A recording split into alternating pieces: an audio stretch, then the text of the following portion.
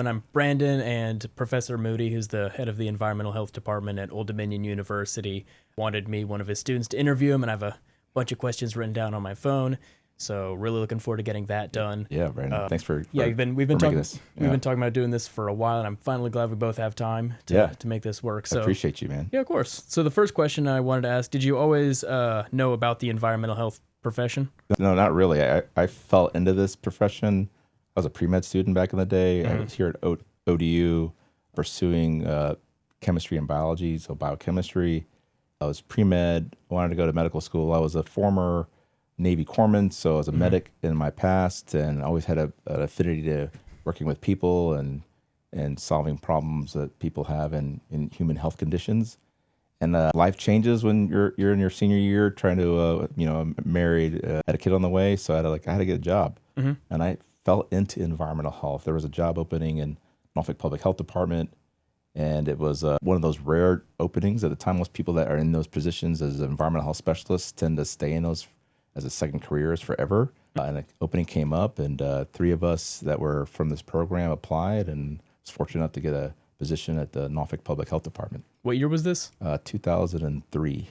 2003. I'm trying to figure out the math on how old you are right now. Yeah. Second careerist, joined the military. So I know you were in the Navy, and I see you have some Marine Corps stuff back here. What branches were you in? Yes, I served in the Navy as as a corpsman at first, as enlisted. And then I stayed reserves. That's why I was able to go back to school on my GI Bill. And then I came back in as a commissioned officer, health officer in 2007 after working in the multiple agencies. And then I finished my career with the Navy, retired 2 years ago. Okay, nice. Yeah. And then you ended up here at Old Dominion University again? Yeah, I was an adjunct for about 5 years before I started here as a full-time. The previous program director, Professor Charlene Brassington, was a retired captain IHO. And I've known Jim English, that was previously before that, who was I was one of his students back then. So this opportunity came up. She says, hey, you're suffering some pretty terminal illnesses with some issues going on with her. So she said, hey, you put retirement in the atmosphere. I was like, hey, I'm thinking about retiring. I don't have to, but I was thinking about retiring. What are some things out there for me? And she goes, hey, I think you'd be a perfect relief for me coming here to ODU with your background and this program. So she offered me to come out here and apply for the search committee to be able to get this position. Oh, nice. That's really cool. Yeah. And you've been, I think, so you've been at ODU. Yeah. So in total, how long now? So now full time has been 2 years. Okay, nice. So I'm just now getting my feet wet, getting oriented to what some of the challenges are with the program. As students that were coming here that were already in it, you're like, this is, what's going on here? A lot of you are online, right? So it's like now we're getting back into the lab requirements, the experiential learning. So that's been work. That's what everyone likes. I mean, from all of your other students that I've talked to, a lot of them prefer doing stuff in person too. Yeah. Partially just because for me at least, and most other people, if I'm paying for college, I kind of want the college experience part. I actually like being in a classroom. I like driving here, right. Meeting new people, networking. Because I guarantee most of the people in the program, probably some of them I'm just going to see again. It could be in like 20 years or whatever. Absolutely. But we're in the same field. Absolutely. We have pretty small classes. So yeah, and that's when I was here. So I actually finished my biology or biochemistry degree at ODU in 2002. So I already had a lot of colleges and courses. That was when I was on active duty. So I was pursuing, at least by the time I got out, was an associate's degree. But I went back to ODU for a second degree because the Navy requirements were like you have to be EHAC accredited school. These are environmental health courses that have to meet the requirements. So I came back to ODU, did a second degree. Well, actually, it was in the master's program, a master's of biology, master's of science in biology. And then I converted my master's of science in biology into a second bachelor's degree. So I was like, hey, well, I'm working at the health department, a bunch of other federal agencies and state agencies. So I was taking classes then, and then converted, got a second bachelor's degrees here at ODU in 2006 that met the requirements for me to join the Navy in 2007. Oh, nice. So I came back here specifically to get this degree, then to go back into the Navy. So I mean, a lot of this show is set up for people who are interested in entering this as a career. What's something you would want specifically for people? Maybe they're in high school, maybe they're just not satisfied with their current major. What's something that you'd want them to know? I think it's one of those degrees that are great foundation because it's a STEM H degree program. So STEM H including health, right? So a lot of the science foundations that you're required to take. So you could take this degree and still apply it to, like, if you're interested in healthcare, physician assistants, medical school, you're like 2 classes shy away from be able to challenge the MCAT for medical colleges acceptance program. So taking that test, or you could pursue law and environmental health science law, or there's so many like pathways that you can do with this degree plan. So it's one of those unique things where, because of the science foundation requirements and the general environmental health course you have to take, as well as the undergrad curriculum, that there are so many opportunities that you can get into work. For instance, you're working right now in the health and safety industry under a construction company, right? Yeah, I'm working for Walsh. Yes, so you have a company that you're providing safety and environmental health, but that degree it can take you on into conducting disease outbreaks, and working for health departments, or working for a federal agency, CDC or NIOSH, or other agencies that are working with industrial hygiene, general environmental health sciences. So, or you can be involved in like sustainment, nonprofit organizations, environmental compliance, or environmental protection. So there's so many things related to environment with the human population, and that you could pursue. And you're whether you're not stuck in a job 1 year, no one's staying in a job for more than 30 years. So you have the ability to move around and diversity in your foundational education to do so. This is one of the few careers that I'm aware of where education pretty much directly translates over to new jobs, new opportunities. Absolutely. When I was first interested, I was working at an Amazon. Everyone there said, obviously, get your OSHA 30, stuff like that. But it's hard to move up unless you have a bachelor's degree. So so stay in college, get your bachelor's degree. And then since I've started at Walsh, obviously I'm told, stay in school, but get as many trainings as I can pick up.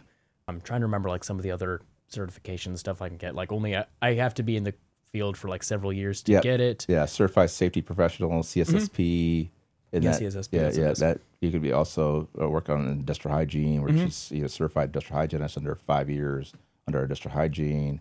Lots of federal jobs, Department of the Navy, shipyard. You can get a master's degree. There's countless opportunities that you can have, but this is one of the few where it near directly, like there's some some jobs I'm aware of where you don't really need a degree, but this one, it really translates well. And even then, that's how it's not really directly related to this degree, but I mean, you send out emails like pretty much every other week of, hey, there's some job opportunities. There are more job opportunities than there are students, right? Yeah. So that's when we had large student body here, about 150 plus within the program as program students. A lot of my colleagues, you mentioned about like coming in the classroom and talking, with your small cohort of students. In the same way, almost 20 something years later, my colleagues that I was in classroom in some of these classes here, I still in contact with them, whether it's on Facebook or personal cell phone numbers, where I can contact friends that work with the FDA, Public Health Service. I'm in the Navy right now. So there is so many jobs, and it's 100%. I say 99%, but it's practically 100% employment as soon as you graduate. And it's one of those careers where you're in the people business, and it's in a sense, it's AI proof. There's always going to be the need for that. You can't fire an AI. That's what I tell people. Yeah, I mean, we use AI to be able to increase our workflow. But that's really, it is one of those jobs you have to be in the field or investigating, connecting the dots. And it's one of those, you can't just do that with a machine, right? So it is one of those AI proof jobs. So the other thing I wanted to ask about is what is the biggest misconception you find people have about this career? It could be just about your job, but I mean, partially like the entire career, I guess. Yeah. I think one of the biggest challenges is explaining your job to your friends, your family. Like, what do you do? There is no 60-second elevator speech Yeah. about what you do. So what I think one of the probably the biggest misconceptions, especially when I worked at the health department, was that I was a food inspector, the health inspector. So that is part of it, but it is so many other aspects. That's why one of those type of jobs that every day is a different day. Yeah. We're in the preventive medicine business, so we're out there in prevention, conducting work, providing the assessments and preventing potential outbreaks and hazards from occurring. They're going to happen, but we're reducing the amount that affects the population. And when those hazards and emergencies happen, we're the first ones to be able to call and be able to provide countermeasures to decision makers. Yeah, so basically for every one you do hear about that makes it onto the news, there's 99 others that were prevented right at the start. It is one of those jobs that no one knows what you do until it's hits the fan. Yeah. And then we're here now we have to go into countermeasure or reaction to be able to reduce further injuries or hazards to the population. Yeah. There's only been one person, at least that I can remember, who I told him my major in college and he knew what it was. Yeah. I said it because usually my little spiel is like, I'm an environmental health major. So, so you're an environmentalist or something like that? Well, it's like, no, not exactly. I'll explain, like, usually I'll say it's like workplace safety. It's like, well, currently I'm a safety guy at a construction company. Well, I'm an intern doing that. But I did have a guy who was an environmental health lawyer. Yeah. And he knew what that was. Like, oh, yeah, I have to work with you guys all the time for stuff. Oh, yeah. So, yes. Litigation, workers' compensation, in the built environment where injuries could occur and, negligence and so forth. But also not just in the built environment. You think of environmental, yes, it's encompassing things such as the biology, biota, things that affect whether it's disease agents, insects and disease vectors. And then it relates to human population, to bioreactors, disease spreaders, right? So we're always being able to, like, how do we ensure that whatever agent is exposing people is somewhat reduced, the hazard is reduced, and as well as, if not eliminated. We can't eliminate everything, but we're in the business of identifying the fate and transport of some sort of agent and how it affects the human population.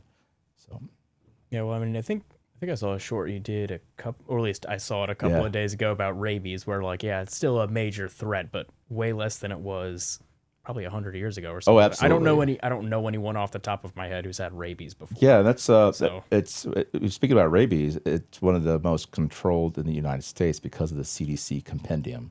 So, and the domestication of pets and rabies vaccines and so forth. Yeah. So, and there are cases of rabies, but fatality-wise, it's very rare because of the countermeasures employed, whether you're part of a health department system or the CDC rabies compendium, how we quarantine animals or how we test for animals that have exposure, and then automatically get a mammalian bite. You're going to obviously get shots, especially if you're kids, or you have a bite from an animal that's domesticated, like your own pet.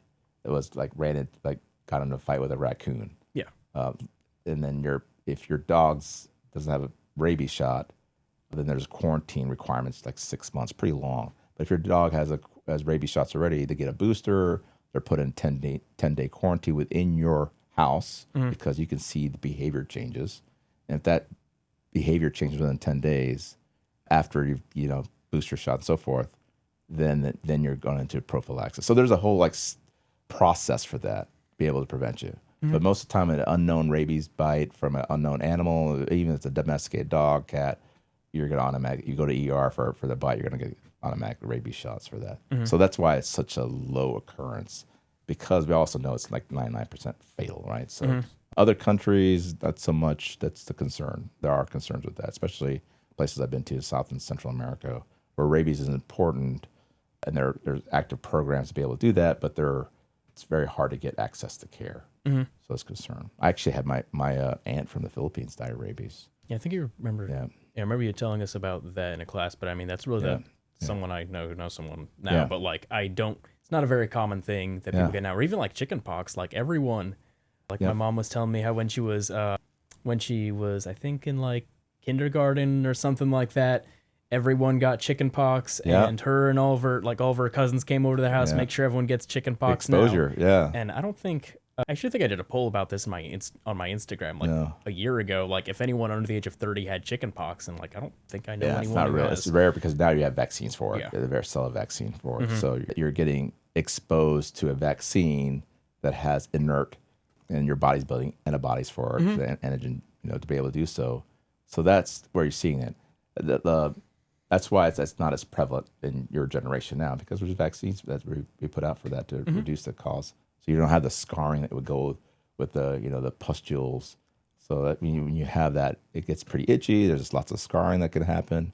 So it's like any pox that's like that, right? So it's now, as you even as you're older, now it's just like shingles. That's part of the the chickenpox agent, where it'll manifest when you're older and under stress and conditions like that. So, but there's even vaccines for that too.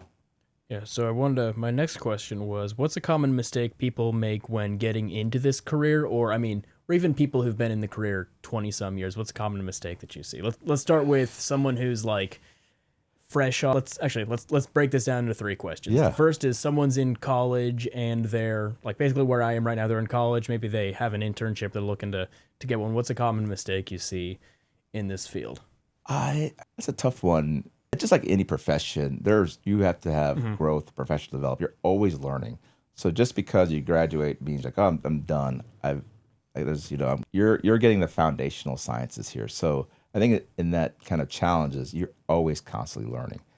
One of the good things about that once you graduate is that now you have the time and space as well as colleagues to help work with, to learn from. So you're gonna be learning from other people, learning on the job. Now that you have your foundational stuff, is your theoretical, the books and the experiential learning you have, and then being able to start applying problem solving. So this is a job where we're all solutionists.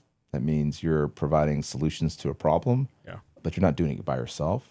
And I think one of the challenges is people think they have to do it by themselves, and you can't do anything in this world by yourself. I can't remember. I think this is my occupational health class. The professor came in with a bunch of books, and he basically just said, regardless of what job in environmental health you're going to be doing, you're always going to have access to this type of stuff. Yeah. You're never going to have to remember how deep a trench needs to be before you have to start putting barriers in there or anything like that. How high up a ladder should be sticking out of a trench, whatever random thing, how high you need to be for fall protection. Yeah. It's going to be written down somewhere. You don't have to pull it out of nowhere. Yeah, absolutely. Everything has some sort of reference, policy, code that you're able to look up. And some of that you also have to adds to your own professional development. You have to be able to interpret it and be able to use it for your enforcement abilities. So a good example is the FDA food code model that they promulgate to the states, and the states make their own variants of that particular food code model. They're written in a way that allows your ability to provide enforcement. If you just verbatim to foods must be cooked at this temperature, sure. Then there's time temperature control. These other methodologies and science is implemented into the policy and codes for you as a enforcement, an assessor, to be able to use it for your own ability to create change.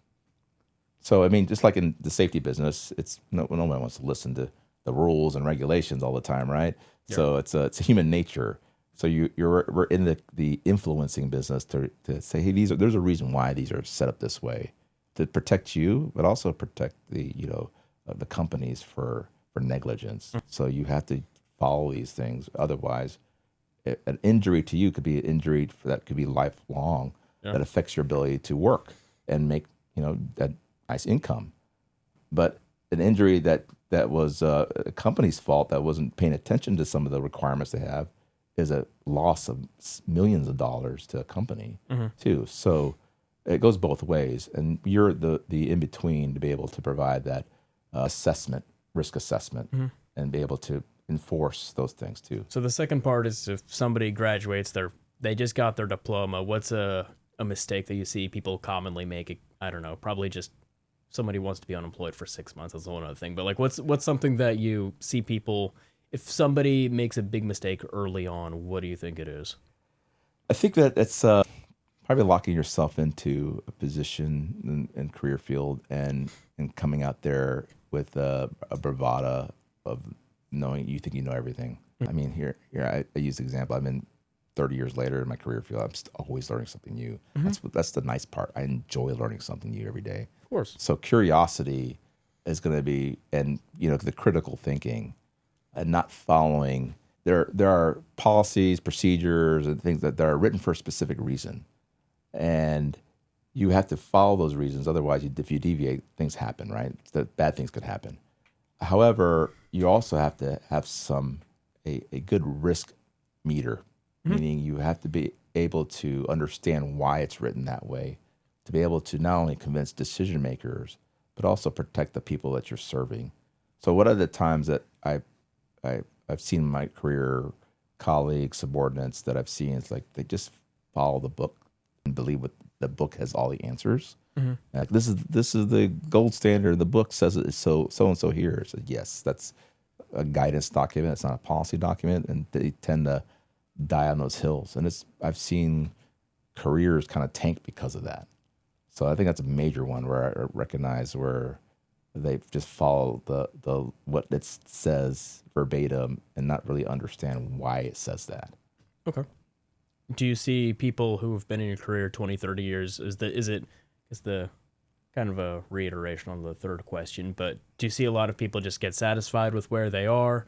Yeah, I think that's the satisfaction that you get in your career, in your profession. Well, actually, probably not satisfied. Stagnant, you're saying? Stagnant, Yeah. yes, that's probably the better word. It's very difficult to get stagnant in this career, in this profession. It's very difficult. If you're stagnant, you're not learning. There's a term I used to say, or In the doldrums? well, like subject matter expertise. Oh, okay. You're a SME. I said, well, the thing about experts are like, it's very temporal. If you're an expert, everything you know today and in the past, that's what they consider an expert. You have to have foresight. You need to have that kind of understanding of today and the past, but also how to anticipate what was going to happen in the future. So anybody that says, oh, you're an expert at this and that, we're such a generalist in our profession that you're always constantly learning. So if you got stagnant, then everything's passing you by. I mean, even now with like biotechnology convergence, with machine learning and being able to, we have the full genome, human genome, and now can understand with every protein folds by machine learning and so forth. That just showed us what all the different types of protein folds are. It can go into pharmacokinetics, so pharmacology, and being able to provide designer drugs and so forth. Technology is at a rapid pace right now. Just like we see how the AI evolution is happening right now. If we're not staying on top of that, stagnating your profession is going to be detrimental. It's even just like this. How do we communicate to public trust and get the information out there? Because how many people in the young generation now are watching their news on cable TV? The last time I think I watched news on cable TV was probably the 2024 inauguration. Yeah. That was it. Yeah. I don't know anyone my age, and I'll admit a lot of how I get news is whatever. I'll read the headline of news and like, oh, okay. Or maybe I'll find something on Instagram. Yep. There's been an embarrassingly large amount of times I learned about historical events from meme pages. Sure. Because that's what popped up on my feed first. Yeah. So, then the algorithm is tied to that. And that's why I saw this medium as to get with it, because the creator content generation is here. And if us old folk and people in academia and industry are not understanding how messages and information is getting passed on and trust in that information, the AI slop and all the other things that go along with that, right? So being able to be at least attack it is ensuring that we're not stagnant. Yeah. Well, I mean, I didn't even know that this career field existed like several years ago. Yeah. And that's the case even myself. I didn't have any idea that it existed. Yeah. So I mean, that's really the main thing, making sure people more know that this is like a career field they can go into. That it's a pretty stable career field. Right. And there's always a lot to learn. Great people. I would say my favorite thing about this career field, though, is there's not really any like industry secrets. Yeah. Like, I guess if I'm not really at this position, but if my company implemented a new thing on a new rule and now are 20% less workplace injuries, Right. we can tell someone else. That's like, there's not really anything about that. Like, oh yeah, of course, it's not really going to affect. It's great that there's just less industry injuries overall. That's something I really like. Or same for you're talking about public health. If there's a disease that, I don't know, we are somehow able to wipe out here, of course you'd tell it with every other nation. Yeah, it goes back to like misinformation. Yeah. So here we are today, where we're experiencing a resurgence of diseases that we thought we not necessarily eradicated, but we were dramatically reduced the outcomes, exposures, and the incidence rates. Measles is one of them, right? So Virginia just recently had one of the largest cases of measles that ever existed in the state of Virginia. And it's a lot to do with like vaccine hesitancy, misinformation. So we're seeing more of that because of the information space and being able to create trust in the population. So every day, you mentioned like there are things that we know already, but there are also other forces that are also going against what we ever established as the industry standards. But there are always forces. You put humans in the equation, they're always going to mess things up. So you're always going to have a job. Your job security is there because you have humans in the equation. Yeah. So that is one of the unique things about this work, is that there's always something that you have to stay on top of, whether it's emerging diseases or just industry in the built environment that's improving or changing. Mm-hmm.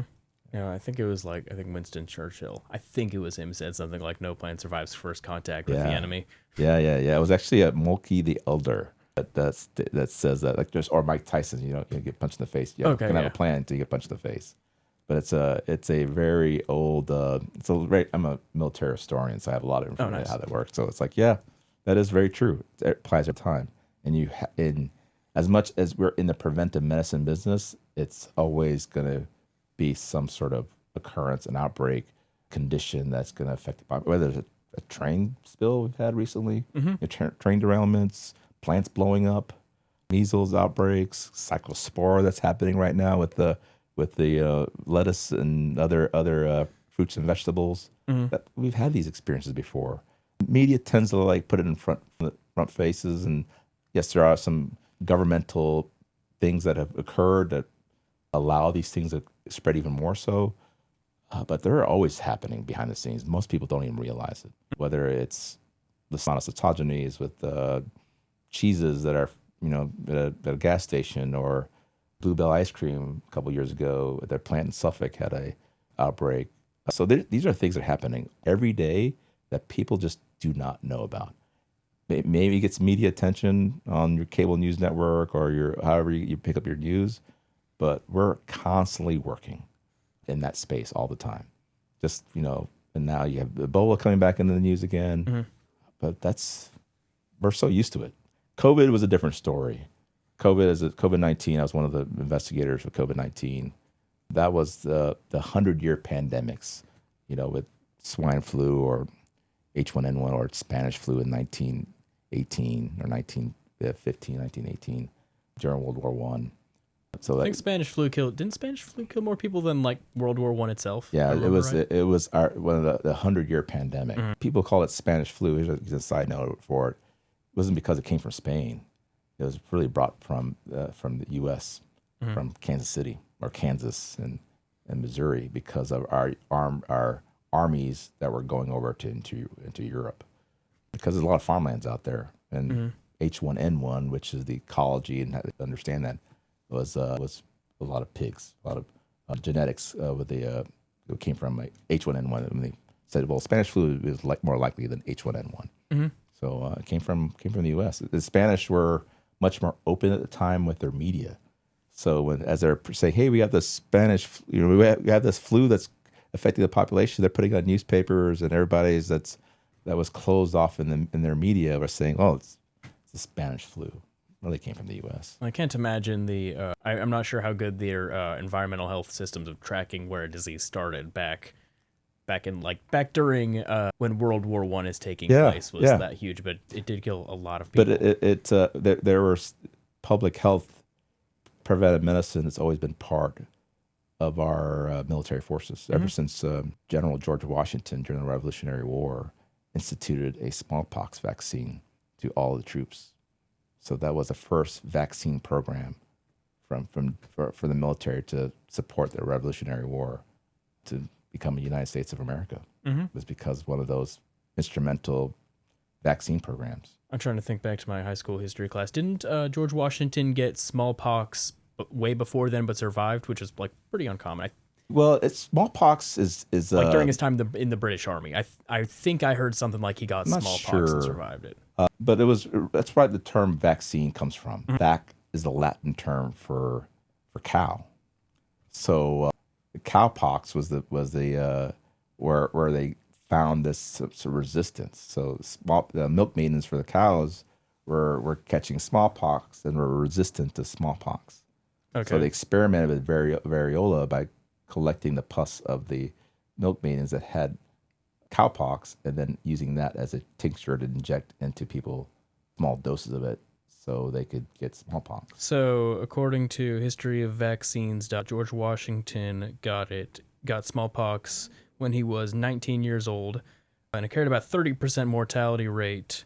Well, let me see. It says during the Revolutionary War, the disease carried a mortality rate of approximately 30%, with soldiers often left disfigured by characteristic scarring. Could you imagine if COVID had a 30% mortality rate? Yeah, we thought it was at the time. Early, it was a pretty high mortality rate, but that was mostly associated with comorbidities.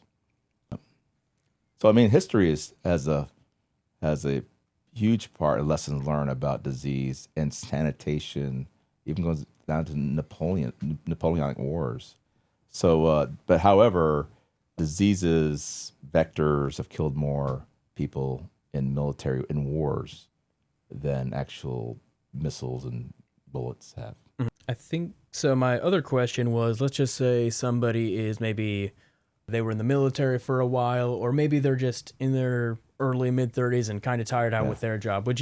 Is environmental health a career you can switch to, like after your, how do I put it? Is it something that I guess the saying would be, is it a young man's game? Is it something you can hop into? Oh, absolutely. Maybe when you're like absolutely. It's real, what it'd say is, as thinking about like a second career or third career or something, you're deciding to retire from one and do something else.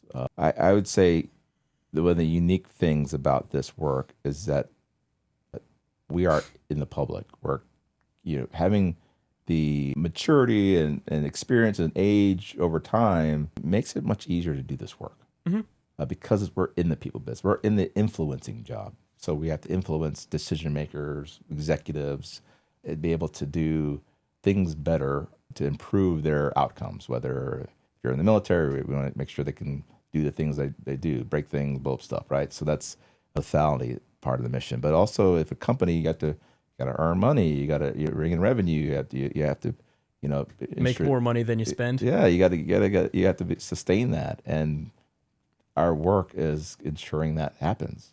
Not as well as protecting the people that are conducting that work, whether it's manufacturing, even in a office space of building, there's still environmental requirements. Even ODU has environmental health specialists that work in their offices that deal with a lot of the hazardous waste, chemicals, workplace areas, safety, all that stuff. So every organization has a department that deals with environmental health and safety or environmental health. Yeah, well, I mean, it could even be there's even like lower level jobs for a lot of, I don't think it's the same career, but even a lot of the stuff, like especially when I was at Amazon, a lot of the I guess I call it the school nurse type stuff that we'd have to do. Somebody comes in with a headache, that's still part of that career. And then there's high up stuff where if you're working at a construction company making $500,000 a year, but you're in charge of every construction site on the East Coast. I mean, there's jobs like it could be the cruise ship industry. Yeah, there are environmental health people that are on cruise ships. There's the CDC that also has a ship sanitation program that supports all the cruise ships that port in the United States. to evaluate their sanitation hygiene.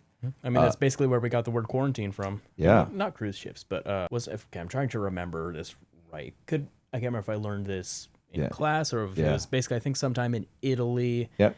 I can't remember what plague it was, but basically it's a bunch of ships coming in, and the Italian government said 40 days. Yeah, 40 days, Yeah, which is went down, and that's where we get the word for it. But it's Latin derivative, but so it's Latin. But it's under 40. I mean, we had that here with the yellow fever outbreak that happened in the Hampton Roads area in Norfolk. What percent of Norfolk's population was wiped down then? 5,000 people. Yeah. In 1855, where there was not many people. I mean, there was not many people in this area, but it was a very commerce port town. Still is. So, and obviously it's a maritime. It's one of the. I think we're the largest port city in the East Coast. Yeah, the Chesapeake Bay, and the uniqueness of it, and it's also it doesn't freeze over, so it's considered a warm water port. So that's the reason why we have tunnels here, bridge tunnels. Because we don't have bridges, we have bridge tunnels, because if a bridge got destroyed, then our Navy ships couldn't get out to sea. So that's why we have tunnels in this area. That's the only reason. It's a national security requirement, because if we build bridges, what happened in Baltimore? A ship just runs into a bridge. I think they're still. I've heard about they're still repairing it. That's why it's the area. The investments for national security is all about building tunnels here, underwater. Yeah, all these things are tied in to why I know this trivia is because it's tied into national security, environmental health, engineering. All these things are part of economy, commerce. All these parts, economics, what I meant is like being able to have an understanding of wide breadths of different sectors to be able to do this work. Mm-hmm. So I think it entices anyone. Like, man, I can get involved in that? Yeah, absolutely. Flooding and sustainment in this area. We're at risk for flooding, which affects our militaries to be able to get to work, right? To be able to get out to sea in this area. So we have an environmental risk of this area of severe flooding and erosion and all the other things. So how can we ensure that ties all the way back to national security? So that's your involvement at a maybe tactical level, but it has a major national impact. So everything that I found myself in my career had some sort of national and global impact, knowing that you did any of that stuff. Mm-hmm. I mean, I think someone at my job said safety doesn't really make money, but we save everyone a lot of money when we're properly implemented. Absolutely. It definitely you have to communicate where it is an investment. Mm-hmm. That when outcomes that you're trying to avoid happen, but you didn't invest in it, you've just lost a lot of money for that. So that's revenue that you could have been applied to, your pockets or your company. Mm-hmm. Not paying legal fees. Yeah. Or compensation. Yeah. Which is, the injury you caused to a family member or a person that could have had a, 50-year, work life and an income generation where now they can't. Mm-hmm. So, quality of life have changed, right? So it's a big piece of that. Everything you do affects somebody else, whether it's the people that you're working with or the people that you're protecting or the companies that you're protecting as well. So you have an impact, and you might not know it right now, but that impact is important. So that's one of those things in my job. In medicine, you're taking care of a patient, you're in your one-on-one, maybe you're saving somebody's life. I was an EMT back in the day, and then combat medic as well. A lot of EMTs, there's something, kind of weird. I noticed in this profession, a lot of people come from one of two routes. They're either former EMTs or they used to work on aircraft carriers in the Navy. I'm not sure why specifically aircraft carriers in the Navy, but a very notable amount. There's a lot of people. That's our pinnacle. For the Navy, that's our pinnacle warfighting machine. Mm-hmm. Just like Air Force, their pinnacle warfighting machine is the strike fighters or their fighter planes. So the Navy's pinnacle warfighting machine is the carrier. Mm-hmm. So you're going to have a lot of people that work for the carrier. Everybody that's working in the Navy is to provide support for the carrier. Mm-hmm. Yeah, but a lot of them were like specifically safety guys on an aircraft carrier or something like that. And I was like probably, I haven't met a lot of people now. Probably at least a third have come from one of those two routes. That's a moving flight line. Yeah. That's a moving airport. Oh, yeah. Lots of operation. And a very small island to operate that. One of the guy who pretty much got me into safety when I was working at Amazon made me realize, like, okay, this isn't something I just want to do while paying my way through college. Yeah. Like, as on the associate safety committee, whenever we were walking around, we would pick up shiny objects. Not like, because he said that's what they did every single time a plane was about to fly out. Everyone had to scan the entire flight deck, see if there's anything shiny on the ground. So a lot of time, like, obviously there's big things like screws, but even if there's something like a coin or something like that, we just got to pick it up and move it out of the way. Call that FOD, walk down, foreign object destruction or something like that. FOD walk downs. Yeah, because who wants the screw getting stuck in our propellers? Oh yeah, that's expensive. It's and that's also causes potential injury. I mean, there's so many like accidents that can occur. I mean, it's such a high up tempo. It's an orchestra that's going on there. So we have Navy industrial hygienists, industrial hygiene officers that are attached to the aircraft carrier. We don't have environmental health officers that typically at the headquarters to support them because, but on board there's an industrial hygiene officer, Navy, that could also come from this program. I was going to say, haven't you interviewed some?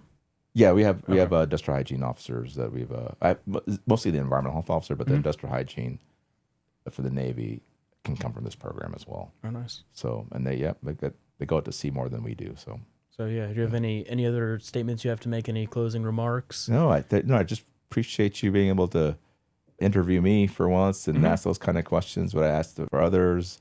Hopefully, the audience kind of sees what we do and how we're so involved here and what programs you can get into as well as jobs that you can get, and that satisfaction of serving. Whether you're in environmental health and safety, health departments, federal organizations, but you're constantly, I mentioned, going back to like the EMT stuff, providing that care to an individual is rewarding. It is like that dopamine response of saving somebody's life. But I got the same feeling by doing that for populations. You know, they don't know who I am most of the time, but affecting large populations that you serve is pretty rewarding. And that same kind of rush you get I found the same way. And being able to do that, make an impact throughout your whole career, throughout your life, it's rewarding. And it gets you up the next day and keeps you're learning something new, applying something, and you're always constantly doing that work. Yeah. So it's one of those cool things that having us share it out there so that other people can say, I didn't know you could do that. Yeah. That's important. So if anyone is either just curious about our program we have here at Old Dominion University, or if they're maybe interested in appearing on the show, have something that they'd like to tell you about, any way that they can contact you? Yeah, it's just we have our website, QR code. You can see it on our this video, which should be on the lower left-hand side, and that will provide you our website. We also have our socials, which is at an Instagram at ODU or ENV Health, as well as YouTube. And we'll have those links on our video as well. But follow us. Our email for the program is at.odu.edu, and you can get directly in contact with me, and we'll send you out information about where we're at, how to enroll, what classes you can take, where you are in your program. I'm the program advisor for all the program students, so I work like a life coach to be able to get them employed, get them through classes. I know I work with Brandon all the time. With organic chemistry, so we go out here on the board and try to solve problems in organic chemistry. I know people are afraid of that, taking organic, but we'll get you through, no doubt. But yeah, we'll look forward to hearing from you. Yeah, thank you. Thanks everyone for watching. Awesome. Take care.